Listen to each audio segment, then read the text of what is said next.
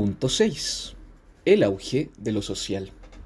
La emergencia de la sociedad, el auge de la administración doméstica, sus actividades, problemas y planes organizativos, desde el oscuro interior del hogar a la luz de la esfera pública,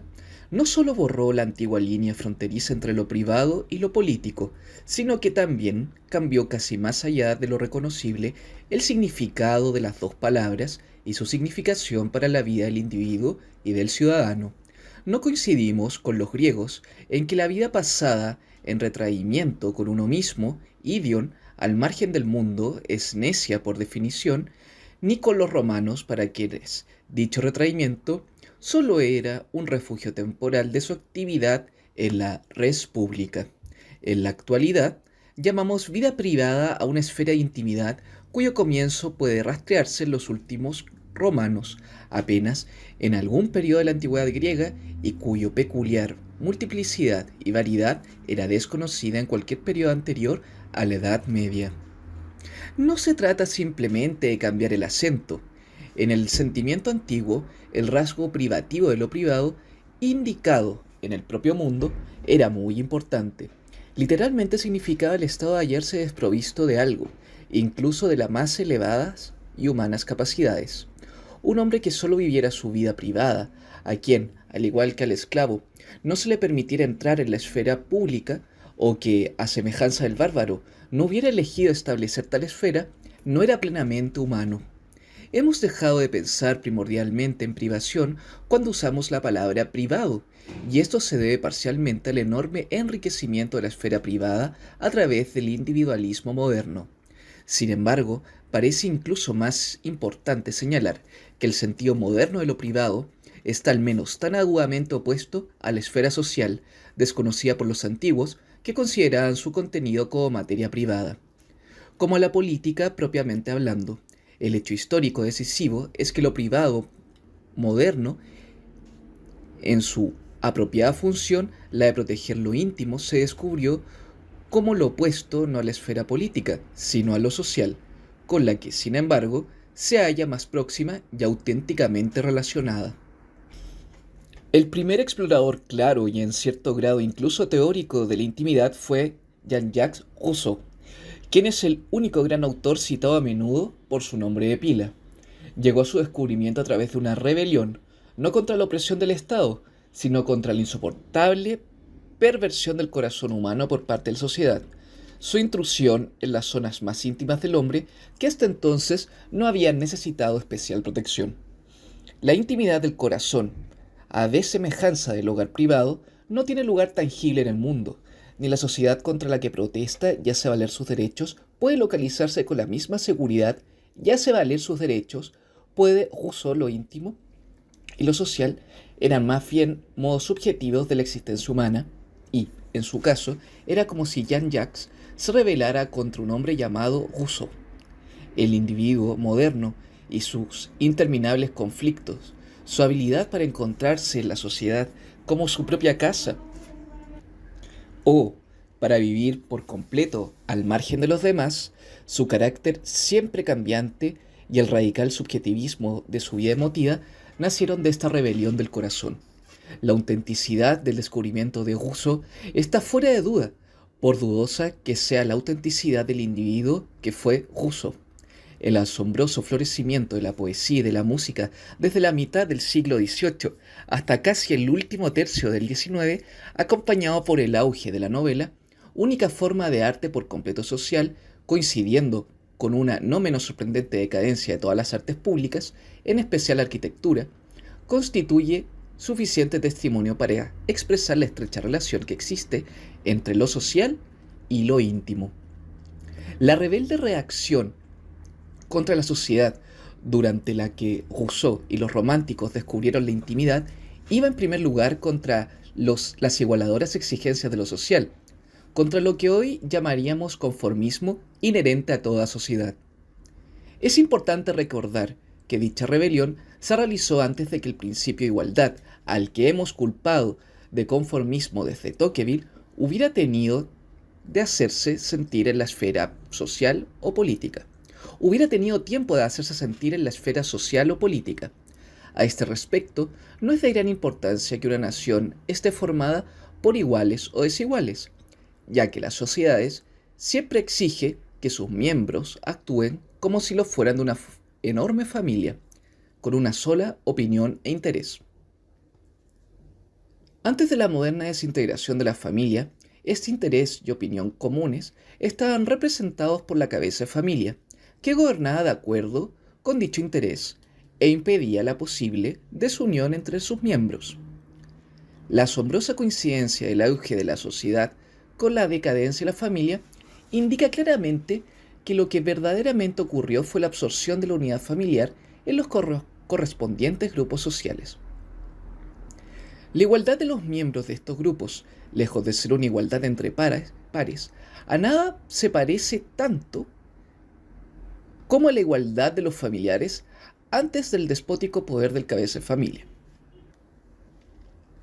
Excepto que en la sociedad donde la fuerza natural del interés común y de la unánime opinión está tremendamente vigorizada por el puro número, el gobierno verdadero ejercido por un hombre que representa el interés común y la recta opinión podía llegar a ser innecesario. El fenómeno del conformismo es característico de la última etapa de este desarrollo moderno. Es cierto que el gobierno monárquico de un solo hombre, que los antiguos consideraban como el esquema organizativo de la familia, se transforma en la sociedad, tal como lo conocemos hoy día, cuando la cima del orden social ya no está formada por un absoluto gobernante de la familia real, en una especie de gobierno de nadie. Pero este nadie, el supuesto interés común de la sociedad, como un todo en economía, así como la supuesta opinión única de la sociedad refinada en el salón, no deja de gobernar por el hecho de haber perdido su personalidad. Como sabemos, por la más social forma del gobierno, esto es, por la burocracia, última etapa de gobierno en la nación-estado, cuya primera fue el benevolente despotismo y absolutismo de un solo hombre, el gobierno de nadie no es necesariamente no gobierno. Bajo ciertas circunstancias incluso puede resultar una de sus versiones más crueles y tiránicas. Es decisivo que la sociedad, en todos sus niveles, excluya la posibilidad de acción como anteriormente lo fue de la esfera familiar.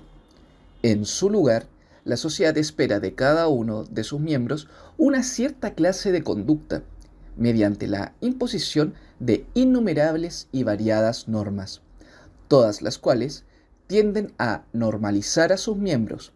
a hacerlos actuar, a excluir la acción espontánea o el logro sobresaliente. En Rousseau encontramos estas exigencias en los salones de la alta sociedad, cuyas convenciones siempre identifican al individuo con su posición en el marco social. Lo que interesa es esta ecuación con el estado social, y carece de importancia si se trata de verdadero rango en la sociedad medio feudal del siglo XVIII, título en la sociedad clasista del siglo XIX, o mera función en la sociedad de masas de la actualidad. Por el contrario, el auge de este último tipo de sociedad solo indica que los diversos grupos sociales han sufrido la misma absorción en una sociedad que la padecida anteriormente por las unidades familiares. Con el ascenso de la sociedad de masas, la esfera de lo social, tras varios siglos de desarrollo, ha alcanzado finalmente el punto desde el que abarca y controla a todos los miembros de una sociedad determinada, igualmente y con idéntica fuerza. Sin embargo, la sociedad se iguala bajo todas las circunstancias, y la victoria y la igualdad en el mundo moderno es solo el reconocimiento legal y político del hecho de que esa sociedad ha conquistado la esfera pública, y que distinción y diferencia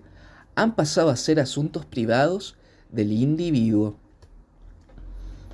Esta igualdad moderna, basada en el conformismo inherente a la sociedad y únicamente posible porque la conducta ha reemplazado a la acción como la principal forma de relación humana, es en todo aspecto diferente a la igualdad de la antigüedad y, en especial, a la de las ciudades-estado griegas. Pertenecer a los pocos iguales significaba la autorización de vivir entre pares, pero la esfera pública, la polis, estaba calada de un espíritu agonal, donde todo individuo tenía que distinguirse constantemente de los demás, demostrar con acciones únicas o logros que era el mejor. Dicho con otras palabras, la esfera estaba reservada a la individualidad. Se trataba del único lugar donde los hombres podían mostrar real e invariablemente quiénes eran. En consideración a esta oportunidad y al margen del afecto de un cuerpo político que se le posibilitaba, cada individuo deseaba más o menos compartir la carga de la jurisdicción, defensa y administración de los asuntos públicos. Este mismo conformismo, el supuesto de que los hombres se comportan y no actúan con respecto a los demás, yace en la raíz de la moderna ciencia económica, cuyo nacimiento coincidió con el auge de la sociedad y que, junto con su principal instrumento técnico, la estadística, se convirtió en la ciencia social por excelencia. La economía, hasta la edad moderna, una parte no demasiado importante de la ética y de la política, y basada en el supuesto de que los hombres actúan con respecto a sus actividades económicas como lo hacen en cualquier otro aspecto, solo pudo adquirir carácter científico cuando los hombres se convirtieron en seres sociales y únicamente siguieron ciertos modelos de conducta, de tal modo que quienes no observaban las normas podían ser considerados como asociales o anormales. Las leyes de la estadística solo son válidas cuando se trata de grandes números o de largos periodos, y los actos o acontecimientos solo pueden aparecer estadísticamente como desviaciones o fluctuaciones. La justificación de la estadística radica en que proezas y acontecimientos son raros en la vida cotidiana y en la historia. No obstante, el pleno significado de las relaciones diarias no se revela en la vida cotidiana, sino en hechos no corrientes, de la misma manera que el significado de un periodo histórico solo se muestra en los escasos acontecimientos que lo iluminan. La aplicación de la ley de grandes números y largos periodos a la política o a la historia significa nada menos que la voluntariosa destrucción de su propia materia, y esa empresa desesperada buscar significado en la política o en la historia cuando todo lo que no es comportamiento cotidiano o tendencias automáticas se ha excluido como falto de importancia. Sin embargo, puesto que las leyes de la estadística son perfectamente válidas cuando tratamos con grandes números, resulta evidente que todo incremento en la población significa una incrementada validez y una marcada disminución de error. Políticamente quiere decir que cuanto mayor sea la población en un determinado cuerpo político, mayor posibilidad tendrá lo social sobre lo político de construir la esfera pública. Los griegos, cuya ciudad-estado era el cuerpo político más individualista y menos acorde de los conocidos por nosotros, sabían muy bien que la polis, con su énfasis en la acción y en el discurso, solo podía sobrevivir si el número de ciudadanos permanecía restringido. Un gran número de personas apiñadas desarrolla una inclinación casi irresistible hacia el despotismo, sea el de una persona o de una mayoría. Y si bien la estadística es decir, el tratamiento matemático de la realidad era desconocido antes de la Edad Moderna, los fenómenos modernos que hicieron posible tal tratamiento, grandes números, explicación del conformismo y automatismo en los asuntos humanos, fueron precisamente esos rasgos que, a juicio de los griegos, diferenciaban la civilización persa de la suya propia. La infortunada verdad sobre el behaviorismo y la validez de sus leyes, de manera estadística, esto queda demostrado en la igualación de la fluctuación. En realidad, las hazañas cada vez tendrán menos oportunidad de remontar la marea del comportamiento y los acontecimientos perderán cada vez más su significado, es decir, su capacidad para iluminar el tiempo histórico. la uniformidad estadística, no es en modo alguno un ideal científico inofensivo, sino el ya no secreto ideal político de una sociedad que, sumergida por entero en la rutina del vivir cotidiano, se halla en paz con la perspectiva científica inherente a su propia existencia. La conducta uniforme que se presta a la determinación estadística y, por lo tanto, a la predicción científica correcta, apenas puede explicarse por la hipótesis liberal de una natural armonía de intereses, fundamento de la economía clásica. No fue Karl Marx, sino los propios economistas liberales quienes tuvieron que introducir la ficción comunista, es decir, dar por sentado que existe un interés común de la sociedad como un todo, que con mano invisible guía la conducta de los hombres y armoniza sus intereses conflictivos. La diferencia entre Marx y sus precursores radicaba solamente en que él tomó la realidad del conflicto, tal como se presentaba en la sociedad de su tiempo, tan seriamente como la ficción hipotética de la armonía. Estaba en lo cierto al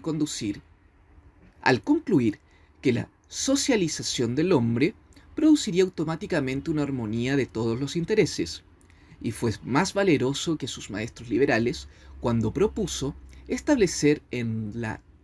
realidad la ficción comunista como fundamento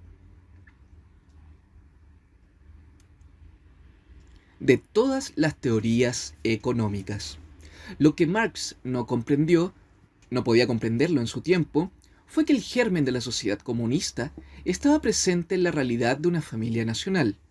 y que su pleno desarrollo no estaba obstaculizado por ningún interés de clase como tal, sino solo por la ya caduca estructura monárquica de la nación-estado. Indudablemente, lo que impedía un suave funcionamiento de la sociedad eran ciertos residuos tradicionales que se inmiscuían y seguían influyendo en la conducta de las clases retrógradas. Desde el punto de vista de la sociedad, no se trataba más que de factores perturbadores en el camino hacia un pleno desarrollo de las fuerzas sociales. Ya no correspondían a la realidad y eran, por lo tanto, en cierto sentido, mucho más ficticios en la científica ficción de un interés común. Una victoria completa de la sociedad siempre producirá alguna especie de ficción comunista, cuya sobresaliente característica política es la de estar gobernada por una mano invisible, es decir, por nadie. Lo que tradicionalmente llamamos Estado y gobierno da paso aquí a la pura administración, situación que Marx predijo acertadamente como el debilitamiento del Estado. Si bien se equivocó en suponer que sólo una revolución podría realizarlo, y más todavía al creer que esta completa victoria de la sociedad significaría el surgimiento final del reino de la libertad, para calibrar el alcance y el triunfo de la sociedad en la Edad Moderna, su temprana situación de la acción por la conducta, sustitución de la acción por la conducta y esta por la burocracia, el gobierno personal por el de nadie, conviene recordar que su inicial ciencia de la economía, que solo sustituye a los modelos de conducta en este más bien limitado campo de la actividad humana, fue finalmente seguida por la muy amplia pretensión de las ciencias sociales que, como ciencias del comportamiento, apuntan a reducir al hombre en todas sus actividades al nivel de un animal de conducta condicionada. Si la economía es la ciencia de la sociedad en sus primeras etapas, cuando solo podía imponer sus normas de conducta a sectores de la población y a parte de su actividad, el auge de las ciencias del comportamiento señala con claridad la etapa final de este desarrollo, cuando la sociedad de masas ha devorado todos los estratos de la nación y la conducta social se ha convertido en modelo de todas las fases de la vida. Desde el auge de la sociedad, desde la administración de la familia y de las actividades propias de la organización doméstica a la esfera pública, una de las notables características de la nueva esfera ha sido una irresistible tendencia a crecer, a devorar las más antiguas esferas de lo político y privado. así como de las más recientemente establecidas de la intimidad. Este constante crecimiento, cuyo no menos constante aceleración podemos observar desde hace 3 siglos al menos, adquiere su fuerza debido a que, a través de la sociedad, de una forma u otra, ha sido canalizado hacia la esfera pública el propio proceso de la vida. En la esfera privada de la vida era donde se cuidaban y garantizaban las necesidades de la vida, la supervivencia individual y la continuidad de la especie. Una de las características de lo privado, antes del descubrimiento de lo íntimo, era que el hombre existía en esta esfera no como verdadero ser humano, sino únicamente como espécimen del animal de la especie humana. Este era precisamente la razón básica del tremendo desprecio sentido en la antigüedad por lo privado. El auge de la sociedad ha hecho cambiar la opinión sobre dicha esfera, pero apenas ha transformado su naturaleza. El carácter monolítico de todo tipo de sociedad, su conformismo que solo tiene en cuenta un interés y una opinión, básicamente está enraizado en la unicidad de la especie humana. Debido a que dicha unicidad no es fantasía ni simple hipótesis científica, como la ficción comunista de la economía clásica, la sociedad de masas, en la que el hombre, como animal social, rige de manera suprema y donde en apariencia puede garantizar a escala mundial la supervivencia de la especie, es capaz al mismo tiempo de llevar a la humanidad a su extinción. Tal vez la indicación más clara de que la sociedad constituye la organización pública del propio proceso de la vida puede hallarse en el hecho de que en un tiempo relativamente corto, la nueva esfera social transformó todas las comunidades modernas en sociedades de trabajadores y empleados. En otras palabras, quedaron enseguida centradas en una actividad necesaria para mantener la vida. Para obtener una sociedad de trabajadores, está claro que no es necesario que cada uno de los miembros sea trabajador. Ni siquiera la emancipación de la clase trabajadora y el enorme poder potencial que le concede al gobierno de la mayoría son decisivos, sino que todos sus miembros consideren lo que hacen fundamentalmente como medio de mantener su propia vida y la fe de su familia. La sociedad es la forma en que la mutua dependencia en beneficio de la vida y nada más adquiere público significado, donde las actividades relacionadas con la pura supervivencia se permiten aparecer en público. En modo alguno es indiferente que se realice una actividad en público o en privado. Sin duda, el carácter de la esfera pública debe cambiar de acuerdo con las actividades admitidas en él,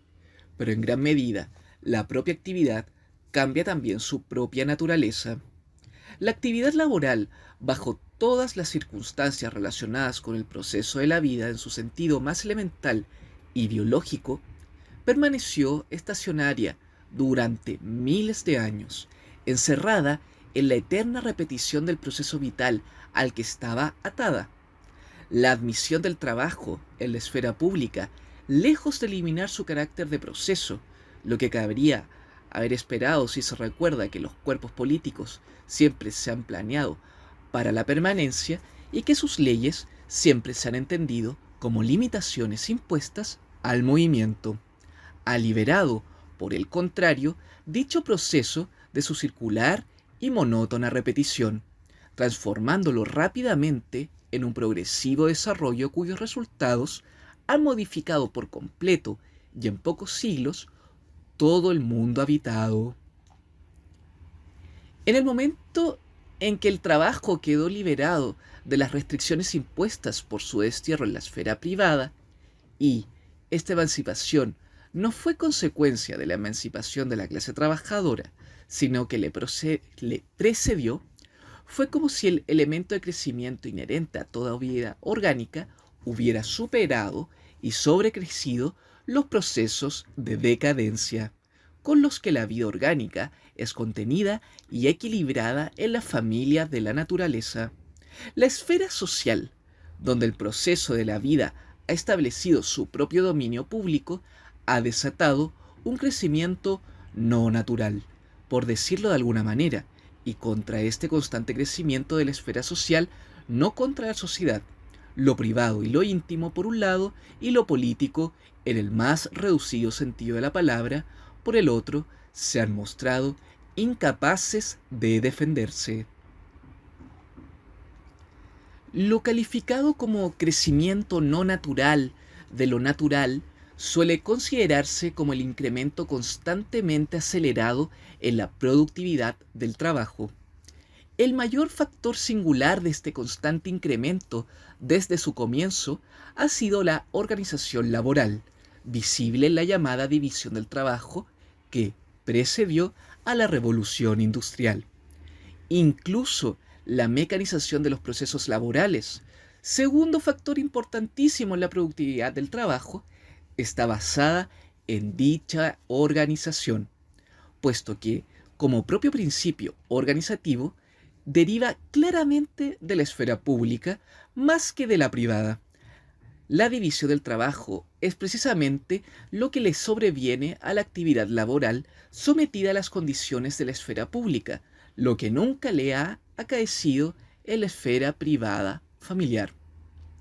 En ningún otro campo de la vida hemos alcanzado tal excelencia como la revolucionaria transformación del trabajo, hasta el punto de que el significado verbal de la propia palabra, que siempre había estado relacionado con penas y fatigas casi insoportables, con esfuerzo y dolor y, en consecuencia, con una deformación del cuerpo humano,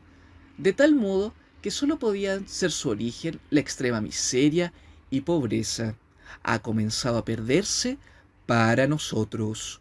mientras la necesidad hacía del trabajo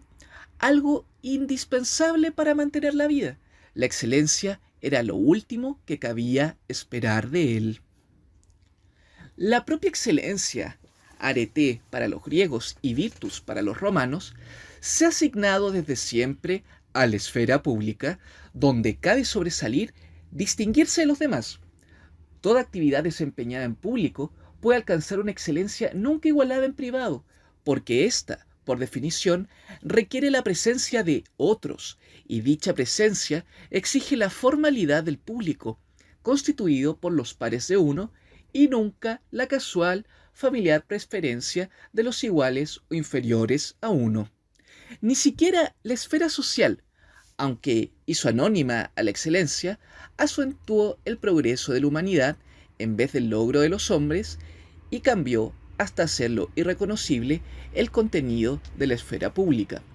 Ha conseguido por completo aniquilar la relación entre actuación pública y excelencia.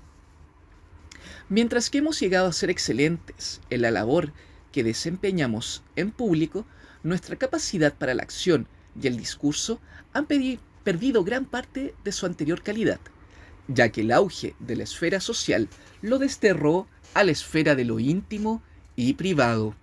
Esta curiosa discrepancia no ha escapado a la atención pública, que a menudo la carga sobre un presunto tiempo de retraso entre nuestras capacidades técnicas y nuestro general desarrollo humanístico, o entre las ciencias físicas que modifican y controlan a la naturaleza y las ciencias sociales, que no saben cómo cambiar y controlar a la sociedad. Dejando aparte otras falacias de la argumentación ya frecuentemente señaladas y que no es necesario repetir, esa crítica se refiere a un posible cambio de la psicología de los seres humanos, sus llamados modelos de conducta, y no a un cambio del mundo en que se mueven. Y esta interpretación psicológica, para la que la ausencia o presencia de una esfera pública es tan inapropiada como cualquier tangible y mundana realidad,